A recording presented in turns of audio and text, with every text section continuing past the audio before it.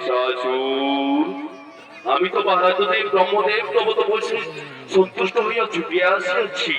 চাহো চাহো মম সম্মুখ মানে দেখো আমি তো মহারাজদেব ব্রহ্মদেব কে আমাকে মহিষাসুর বলে ডাকে, কে ডাকে বলে ও আজকে আচার ব্রহ্মদেব ওই সত্যি যেন তোমার তাকে সারা দিয়ে আসা লাগে প্রভু, তাহা হলে আমার শত কোটি প্রণাম তব চরণে।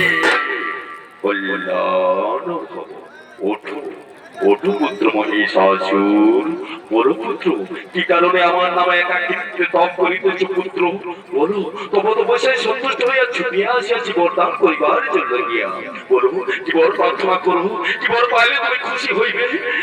এই মরণের ব্রহ্মদেব সত্যি যদি কথা বলছেন চতুর্থ আমাকে বরদান করিতে চাহেন প্রভু, তাহলে আমার এই বরদিন সর্বগ্রস্ত্রী ভুবনে যেন আমি চির অমর হইয়া থাকি। তথাস্তু তথাস্তু পুত্র মহিষাসুর, আমি তোমায় অমরত্ব বলেই করিলাম প্রদান।